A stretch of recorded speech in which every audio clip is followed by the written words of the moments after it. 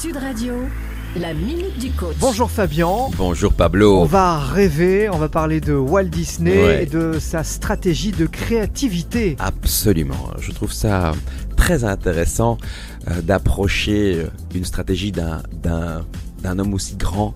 D'un monstre sacré. Oui, d'un monstre sacré qui a impacté toutes les vies. En tout cas, certainement la tienne et aussi la mienne. Et souvent, quand les gens me posent des questions sur l'inspiration, quand ils émettent des réflexions sur l'inspiration, ils ont la tentation de dire, de croire que l'inspiration, ça vous frappe au moment où vous vous y attendez le moins. En réalité, c'est pas du tout comme ça que ça fonctionne. Je suis aussi artiste et je connais d'autres artistes. J'ai suivi des masterclass avec de très grands auteurs et tous s'accordent à dire que nous ne devons pas attendre d'être inspirés, nous devons provoquer l'inspiration. Ça se travaille, ça se provoque. Ça se travaille. Le mot n'est pas trop fort, le mot même très très juste. Ça se travaille. C'est comme la mémoire. La mémoire, moins tu t'en sers et plus tu la perds. C'est comme la souplesse, c'est comme tout. Donc l'inspiration, pour un auteur, un romancier, ce sera écrire tous les jours, même s'il jette absolument tout ce qu'il a écrit.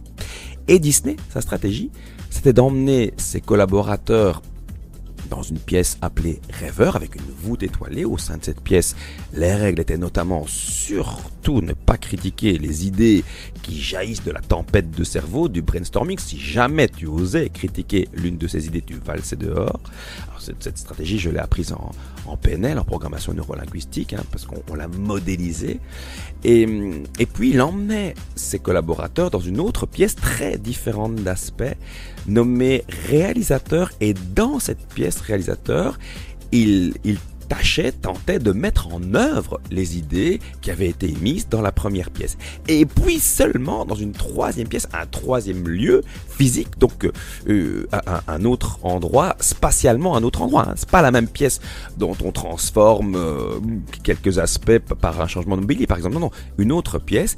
Et cette troisième pièce était appelée critique. Et qu'est-ce qu'on critiquait ? Jamais les idées ayant été émises dans la première pièce Rêveur, mais seulement ce qui avait été élaboré dans la pièce réalisateur. À ce moment-là, sans doute avait-il encore besoin d'idées parce que tout n'était pas forcément fluide et il fallait retourner dans la pièce Rêveur pour trouver d'autres solutions à de nouveaux problèmes. Je trouve que c'est extrêmement intéressant, extrêmement inspirant et je pense aussi que pour avoir une vie vraiment dense, intense, riche, excitante, épanouissante, il faut, à l'instar d'un artiste, être créatif et ne pas attendre que l'inspiration vous vienne, la provoquer et alors vous volerez avec les aigles.